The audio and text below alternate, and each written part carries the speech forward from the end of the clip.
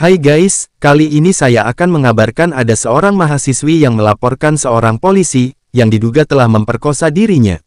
Bagaimana ceritanya? Yuk, langsung saja kita dengarkan. Seorang mahasiswi berinisial D, 22 tahun asal Kabupaten Lombok Timur melapor ke Ditreskrimum Polda Nusa Tenggara Barat (NTB) bahwa dirinya telah diperkosa oleh pemilik kos, yang diketahui seorang oknum polisi berpangkat brigadir berinisial TO, umur 26 tahun.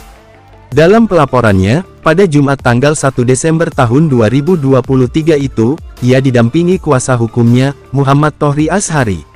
Menurut Muhammad Tohri Azhari, peristiwa memilukan itu terjadi pada Jumat tanggal 24 November tahun 2023 pukul 4.40 sore hari.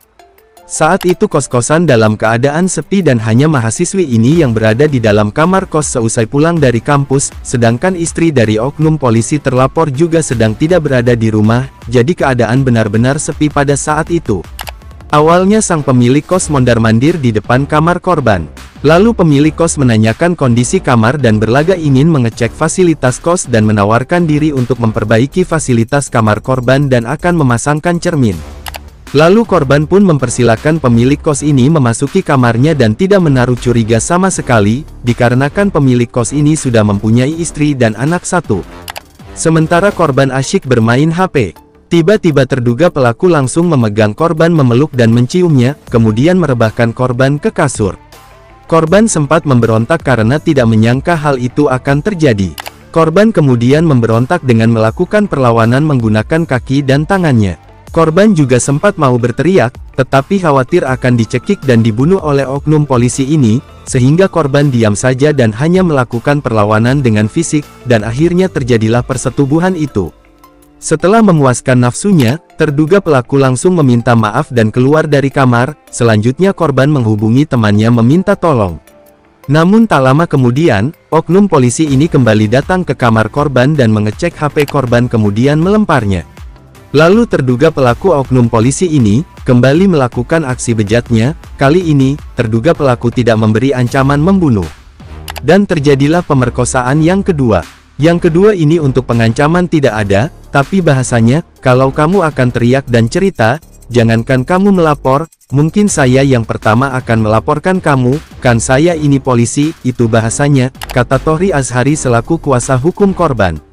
Tidak terima dengan perbuatan pelaku, korban menceritakan peristiwa yang dialaminya kepada keluarganya dan melaporkan ke Polda NTB. Dalam kasus ini juga telah diamankan barang bukti berupa celana dalam, dan sprei yang ada noda percikan darah dan spermanya.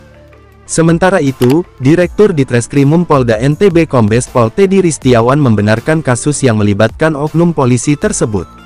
Namun terhadap terduga pelaku, statusnya masih menjadi saksi. Kita sudah melakukan pemeriksaan beberapa kali, nanti kita tentukan status tersangka. Kalau PDT hak pemberhentian dengan tidak hormat itu wewenang dari Propam yang nanti melakukan sidang kode etik, ucap Teddy. Lebih lanjut Teddy menegaskan, terduga pelaku telah diamankan di penahanan khusus Propam Polda NTB dan akan menjalani sidang etik.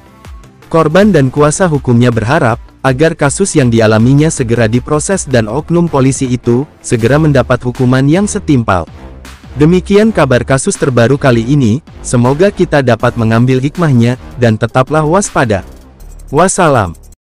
Sementara ini sudah diamankan sebagai bukti, barang bukti yaitu BHL, celana dalam, spray, dan itu pun sudah ada percikan sperma dan darah sudah diamankan. Oke, ini tentunya sangat mengkhawatirkan Pak, karena memang ini pastinya akan membuat sebuah traumatik sendiri begitu terhadap korban. Lantas bisa diceritakan Pak, bagaimana saat ini kondisi korban? Apakah memang sudah ada langkah-langkah hukum lainnya memang didampingi begitu oleh untuk korban? Ya, saat ini memang kondisi korban sangat trauma dengan kejadian itu, dan hampir setiap hari, setiap malam selalu murung, ya. Selalu murung, tidur pun tidak pernah lelap, hanya tidurnya sesaat, bangun lagi, seperti trauma sekali. Dan tentu masalah proses hukum, kami sampai kapanpun, sampai dimanapun kasus ini kami akan kawal. Ya, Oke, apa yang kemudian pihak keluarga akan ambil nantinya juga Bapak sebagai kuasa hukum jika kasus ini memang tidak menemukan titik terangnya? Ya tentu kami ada upaya hukum lain yang lebih tinggi. Kalau sekiranya tidak ada kejelasan di Polda Nusa Tenggara Barat, kami akan bisa juga melaporkan kasus ini ke Mabes. Demikian.